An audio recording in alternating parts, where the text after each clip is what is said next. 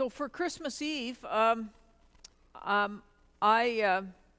prepped a story that I wanted to tell people, but the Holy Spirit had a different idea, and so what I spoke about on Christmas Eve was not the story that I had prepped.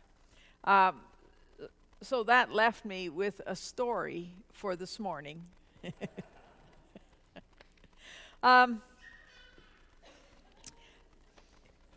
As we come to this threshold of a new year, this story kind of captures, I think, some of the story that Putty read to us. The story of the young Jesus in the synagogue. He has found a new vision for his life, but it causes quite a bit of angst for his parents. It doesn't fit in with how they think his life is going to unfold. And so you can almost hear, can't you, that a 12-year-old boy who would have been a teenager in biblical times, because you became an adult at 14 or 15. You were out on your own because your life expectancy was about 30. So they would have said to Jesus, "Hey, you should have come with us. You knew we were leaving. You knew when everything was going to happen. Why weren't you there?" And he said, "Well, I have this new vision, and I belong here in God's house." And they're like, "Ooh, what are we going to do with this boy who should be coming home with us, getting ready to follow in Joseph's trade?" So change doesn't happen without angst. Now, for a story that is an old story, probably happened. It's a true story, although names have been changed. And it happens in probably the 1930s. Here in Canada, out on the East Coast in Halifax. So it's told by a theological student, John Bono, about his early experience as a ministry student. Well, John tells the story of being a student in a small community outside of Halifax, a very rural community, a rugged community. And there he is. They only have summer church because they get the summer students in that place. And John is the placement this year. Well, he's riding his second-hand bicycle, which was his mode of transportation to these two small churches that he served in the summer. And so John is pedaling along, and the skies open, and there is a horrific thunder and lightning storm. The heavens open, and it's just, he's getting totally drenched.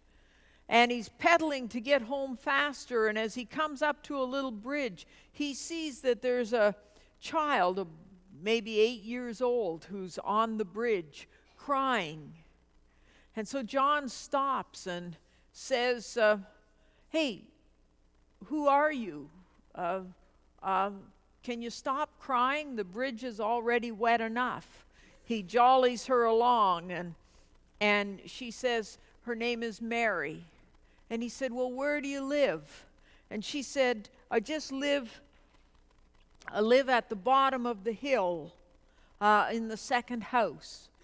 And he says to her, "Okay, climb on my bike and I'll take you home." Remember, this is the 1930s. We have quite different sensitivities than what we have today. So this very generous act of helping her to get home, he takes her down and he takes her into her home. And as they're riding the bike, he says to her, who's your family? And she said, I'm Frank Jenner's daughter. Does that mean I have to get off? Well, he thought that was a very unusual thing for a child to say. But he didn't have time. He was busy pedaling and going through the mud and the storm. And he finally got to her house and he took her inside.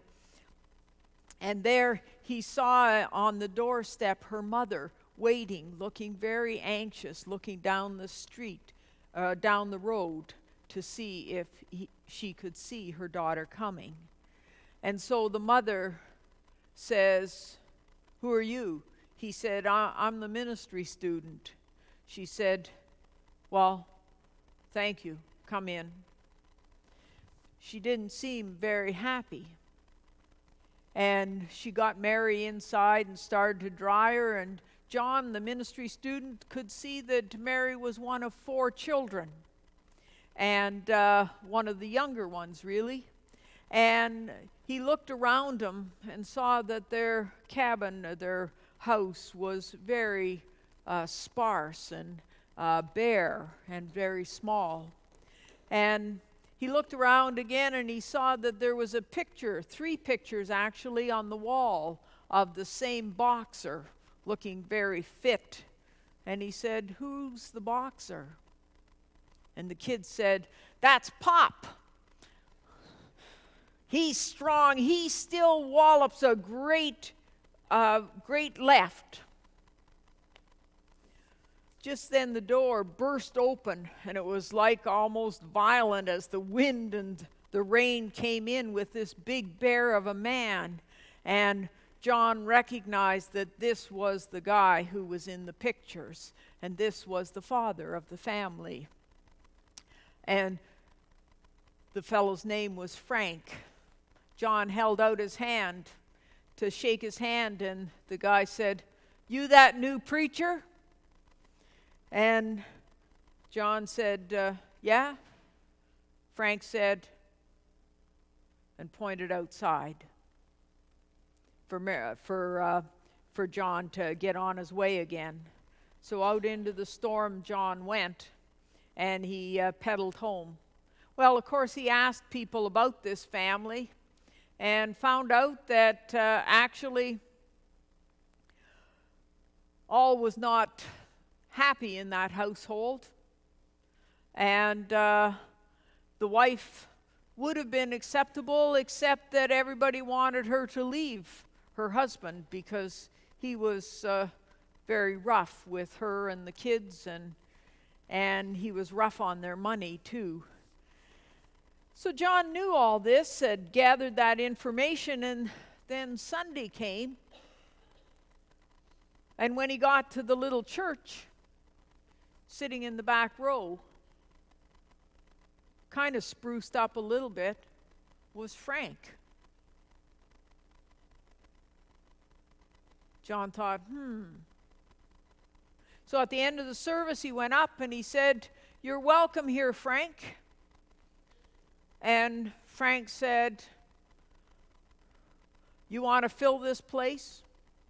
He said, everybody's going to come to see me coming to church. He said, you'll get your crowds in. And John said, why are you here? And Frank said, I heard what you did for Mary. I had it wrong when I kicked you out. I got to make it right. So every time there's a service here, you're going to see me sitting here. Well, turned out Frank was quite prophetic, and lots of people did come, and they all turned to stare at Frank and to see what he was doing. And each week, John noticed that he looked a little better, dressed up more. And then one Sunday, he brought his wife and his 4 children, and pretty soon they were just all regulars at the back of the church. Well, John puzzled on this, and people talked about it, you can be sure. But there was a group that wasn't happy, because Frank had been quite a tavern person. He'd gone to the bar a lot, and his buddies at the bar were missing him. Especially one, they called him Old Doc. He didn't like church, he didn't like anything, but he liked Frank, and he wanted Frank back in the fold of the bar. So one day, John was at the general store, and he met up with this Old Doc guy, and Doc said, "Hey, can you turn water into wine? Do a miracle for me, okay?" And John tried to ignore him, and he went again, and then it turned out Frank was in the store. And Frank came out, and Old Doc said, "Hey, Frank, we're missing you. We can't wait. Don't tell me he's got you believing that he can turn water into wine." And Frank said, "Well, I don't know if he can turn water into wine, but let me tell you, he's turned rum into food for my family. And he's turned rum into a happier household than we've had for years and years." So he said, "I guess that's a bit of a miracle." So Doc walked off, and Frank and John were left to talk. And Frank said, "You know, I don't know what's going to happen when you leave." He said, "You're like my trainer. Coming to hear you every Sunday," he said, "it's like I got somebody in my corner." And he said, "You kind of give me instructions, just like my guy in the corner did when I was boxing. I don't know what's going to happen when you leave." And John could see that he was worried. And John said, "Frank, I'll make you a deal. If you can stay away from the alcohol and the bar until Christmas Eve morning, I'll come back, because I know that's the roughest day." And it was the roughest day, Christmas Eve day, because all the men in the village, they rode the train into town, and they bought the presents, the toys for the kids, whatever was on their wife's list, and they brought back all those things, and they rode the train there into the little town, and they rode the train home, and there was a lot of drinking involved in riding the train. And Frank had every reason to be worried. And so John said, "I'll come and I'll ride the train with you." Well, that kind of helped Frank. Then John went back to school, as summer students do, and he kind of forgot about Frank and his family. You know how it goes, you get busy. And it wasn't until after his Christmas exams, when he was getting ready to go home, he was looking through his appointment book to see all the things that he had accomplished in the year, and he saw Frank's name, and he thought, "I'm supposed to be there today." And so he did something really unusual. He hired a car, and he went and he drove to that little town, but he missed Frank. The train had already gone, and Frank had gone into town with the men. Well, Frank's wife was terrified for most of the day. She said, "You know, when he came and you weren't here, it's like the breath just went out of him." So they prayed and they talked and they waited. Finally, it was night and the train was coming in. And all the men got off with their toys and they went home to their families. Frank wasn't there. And they said, "Where did you see Frank?" They said, "You know, the last time we saw Frank, he was going into the tavern." His wife was devastated. And then they saw coming a wagon with 2 horses, white horses, and they were coming this way. And Frank jumped down off the wagon. And he said, I got to ride home with some other people because I thought it was safer than riding on the train. He said, don't you worry, to his wife. He said, I haven't had a drop. He said to the ministry student, he said, oh, you made it, did you? Well, he said, I'll tell you something. I found out, it came to me when I was in town, that actually I have somebody in my corner all the time. And I don't need a person to be with me, because I don't know what you call it. Maybe you call it God. I don't know what I call it. But I felt it. Someone in my corner. Someone cheering me on. Someone who was right there with me. And I was able to fight the fight that I needed to fight. So that's a story that I wanted to tell you. We don't know in 2020 what are going to be the fights that we have to fight, either individually or as a congregation, as community, or as the world. But I hope you know, each and every one of you, that you have somebody in your corner who's always with you,